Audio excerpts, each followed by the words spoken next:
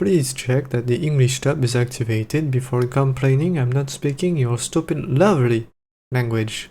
Thanks!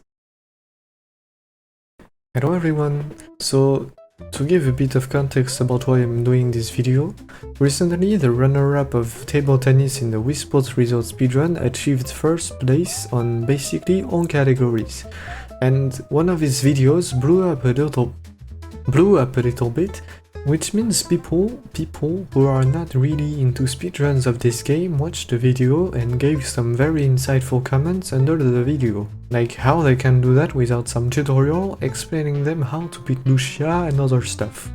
And today that is exactly what I'm going to teach you, so you can record yourself beating Lucia and showing Professor how bad he is at the game. Sorry, I said bad, but in my script I've written garbage. How garbage he is at the game. So, first, what the hell is table tennis? Under 30 seconds. So table tennis is a sport in which you have a paddle and you have to hit the ball to make it bounce twice on the opponent's side. We don't care about where the second bounce occurs, it can be on the table, on the ground, or even the opponent's face. To win you have to reach a certain amount of points before your opponent, and the first one to reach 6 or 11 points based on the rule set wins, except if the opponent has a score too close to yours. In that case, the first one to have reached a 2-point difference wins. You have to also make sure the first bounce on the ball is on the table and not on its side, because otherwise it's considered a fault. So, secondly, how do I actually win the game? To win you have to reach the amount of points required by making the ball bounce twice. But for that to happen, you have to make the opponent unable to return the ball to you before the second bounce. To avoid that, you can use a few tricks to make it difficult or simply impossible for your opponent to return the ball to you. First, you can try to make him move left and right by sending the ball to one side of the table and then the other one, and keep going like that until these little sparks appear above his head, which means that you can then smash the ball, except if you're too far away from the ball, in which case you will just give your opponent a chance to smash you. You can also keep sending the ball to one side of the table over and over again until the opponent is so far down that direction you can just send it to the other side to win the point. For both of these strategies to work, you have to take into consideration the effect you can put on the ball to make it move in different ways. Lift. The ball will go faster and have a flatter trajectory. Backspin. The ball will go slower and have a higher trajectory. You can also move the remote left and right whilst doing these effects to make the ball go a little bit more left and right. Once you master those effects and when can they be used, everything will seem much more simpler and you will be able to really make the ball go where you want it to go. To give you some advice about when can they be used, I like spamming the lift effect about the entire game to speed up the tempo of the game and use the backspin to slow the tempo and recover to the middle of the table when I'm too far down into a direction. Also, I did not mention it, but staying around the middle of the table is really important to keep control of the rhythm of the game. Otherwise you're just gonna get destroyed and rage you cannot hit the ball when they send it too far away from you. You might have already noticed that, but you cannot control the movement of your character with the D-pad or any nunchuk accessory. The only control you have over your character's movement is through your paddle. Let's see some examples in action.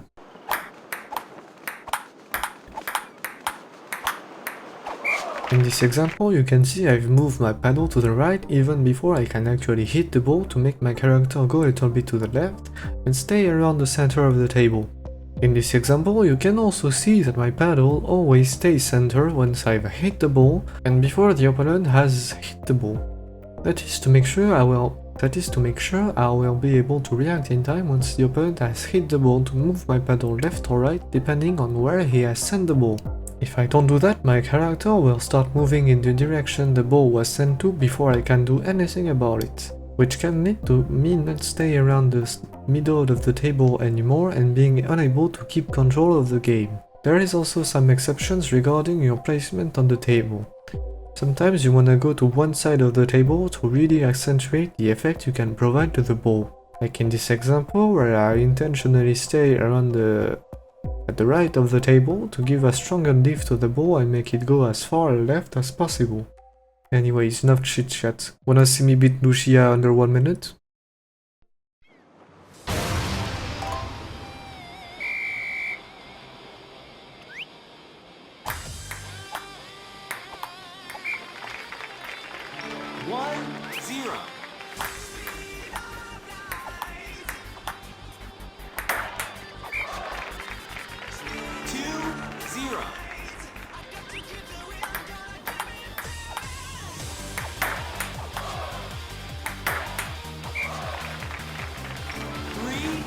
0.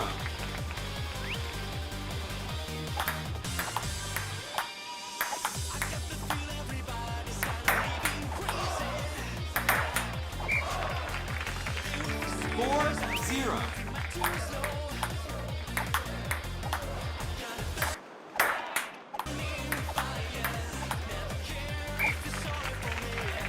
5-0. Match point. 6-0. Game. So, I've still got some details I wanna explain to you before you completely forget about me and never come back to watch any of my videos. The first one regarding the smashes I've done against Lucia. You can see that I sometimes had to combine two smashes to get the point. Here, on this very first smash, I could have technically sent it farther left, but I intentionally reduced the effect of the ball to not send it too much down that direction. So hi everyone, as I was editing this video I realized that my explanation was not clear at all, so I'm just gonna make it simple for you all. On the first smash I did not send the ball as far left as I could because she would have returned the ball farther to the left, which would have made it impossible for me to smash the ball because my character would have been farther away from the ball, and also gave her a chance to smash the ball back to me. So I intentionally reduced the effect of the ball to not make it go as far left as possible to avoid this situation. Voila. Of course, what I'm talking about here is not something you can really understand unless you just keep comboing her with smashes long enough that you start to get the feel of what is a good smash and a bad one. So you're still gonna have to practice that.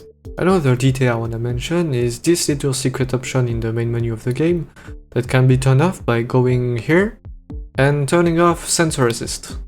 I personally turn it off because it always influences my shots when I don't want it to. Even if it offers the great advantage of not having to center back the Wiimote when it's not correctly working, I personally only turn it on in the return exchange mode, in which I don't have time to center back my paddle by pressing down on the D-pad and aiming at the TV. The balls are just coming too fast for me to have time to recalibrate my Wiimote. But in the match mode, I prefer turning it off because I can just recalibrate it once I'm done with the point and before the replay kicks in. There is also one thing I did not mention about Lucia.